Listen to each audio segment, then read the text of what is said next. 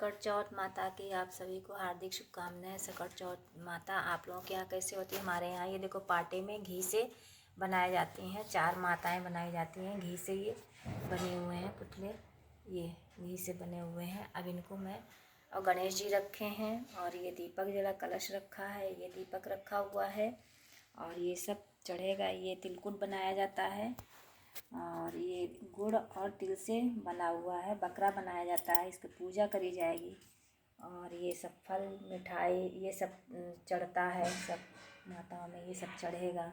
तिल के लड्डू बनाए हुए हैं, पुए हैं, बाजरे के पुए हैं, गेहूं के आटे के पुए हैं, गजक है और ये लड्डू है, ये लड्डू है, ये शकरकंदी है कच्ची और ये सब चढ़ती हैं माता के। अभी मैं पूजा करूँगी पूरी, उसके बाद बताऊँगी आप लोगों को मैंने पूजा कैसे की है। और ये सब तैयारी कर, ये सब देखिए इस तरह से पूजा हुई हमारे सकट माता की। ये सब चढ़ाया गया है और ये सब भोग भी लगेगा। बाजरे के पुए बने हैं, गेहूं के पुए बने, तिल के बने, सफ़ेद तिल है, काला तिल है, लड्डू ये सब बनता है। शकरकंदी चढ़ती है और ये सब बनेंगे। और गणेश भगवान की कहानी कहती हूँ तो सुनिएगा।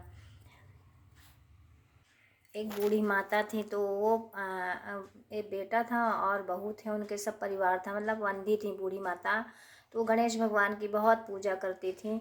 तो एक दिन क्या हुआ, गणेश जी महाराज गणेश जी उनकी पूजा पाठ से प्रसन्न हुए और वो बूढ़ी माता से कहने लगे, हैं माँ मुझसे कोई वरदान मांगो। तो गणेश जी बोले, माता बोली कि मैं ऐसे कैसे मांगूँ वरदान। गणेश जी से बोली, गणेश भगवान बोले कि हम तुम्हारी पूजा पाठ से बहुत प्रसन्न हुए हैं। तो बोली मैं अपने घर जाऊंगी, फिर मैं बताऊंगी सबसे पूछ के कि मैं क्या मांगूँ आपसे वरदान। एक वरदान मांगना है आपको। तो वो अपने घर गई तो घर में अपने बेटे बहू से पूछा कि हम क्या मांगें। हम गणेश जी ने हमको दर्शन दिए और वो बोले हमारी पूजा पाठ से बहुत प्रसन्न हुए। उन्होंने एक वरदान मांगने के लिए बोला, एक वरदान मांगने के लिए बोला है। तो बहू बोली कि धन दौलत पोता पोती मांग लो। और जो है बेटा बोला कि धन दौलत मांग लो। उनके पति भी यही बोले धन दौलत मांग लो। तो वो बोले कि वो बोले कि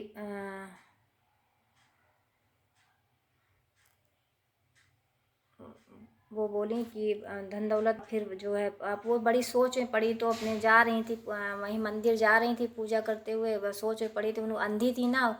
तो बोली कि सबने अपना अपना बता दिया, किसी ने ये नहीं कहा कि अपने लिए नेत्र मांग लो, रोशनी आ जाए तुम्हारी आंखों से, जो अपने दुनिया देख सको। तो वो बड़ी सोच में जा रही थी, चिंता में। तो रास्ते में जाते जाते उनको मिली एक नारद जी मिले बालक के रूप में। तो नारद जी बोले कि ये माता आप बड़ी चिंता में लग रही हैं, तो क्या बात है? तो माँ वो बोले कि ऐसी सी बात है, गणेश भगवान प्रसन्न होकर के हमें दर्शन दिए और ऐसे से वरदान मांगे। तो उन्होंने कहा कि ऐसे मांगो कि हम अपने पोता पोती को सोने के कटोरे में खीर खाते हुए देखूं, तो इससे सब कुछ मिल जाएगा तुमको, नेत्र भी है, रोशनी भी है, सब गणेश जी दे देंगे। तो मंदिर में गई हूँ, गणेश भगवान से मांगी कि बोली कि हमको मतलब पोता पोती चांद सोने के कटोरे में खीर खाते हुए दिखे।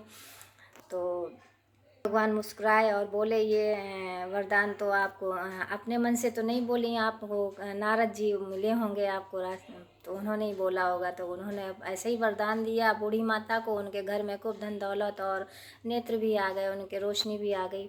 और इसी तरह से गणेश भगवान सबकी मनोकामना पूर्ण करें। हे माता रानी सबके भंडार भरें, सबकी रक्षा करें।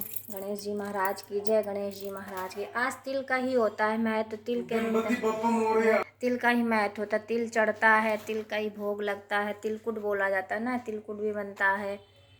तो हमारे यहाँ इसी तरह से पूजा होती है। आप लोगों के यहाँ कैसे पूजा होती है बताइए कमेंट करके। और ये सब भोग लगता है। व्रत में कुछ नहीं खाया जाता है, सिर्फ हम लोग नमक भी नहीं खाते हैं इस व्रत में और ऐसे ही रहते हैं फलाहार, मतलब शकरकंदी ही खाएंगे। शकरकंद चढ़ती भी है, बथुआ भी चढ़ता है, ये सब कहानियाँ भी हैं देवरानी जिठानी की भी कहानी है। तो इस वीडियो लंबा हो जाएगा, इसलिए मैंने गणेश जी की कहानी कह दी है। और आप लोग कैसे पूजा करते हैं बताइए कमेंट करके। तो ये देखिए सब बना हुआ है, सब चढ़ेगा ये सब, है ना, ये गणेश जी। तो इसी तरह से हमारे यहाँ पूजा होती है सकट चौथ माता की। तो ये 4 माताएं बनती हैं, पाटे में घी से बनाई जाती हैं। और इसी तरह से मेरा पूरा वीडियो वॉच करिएगा और फिर बताइए कि जय संकटा मैया की जय हो, संकट माता की।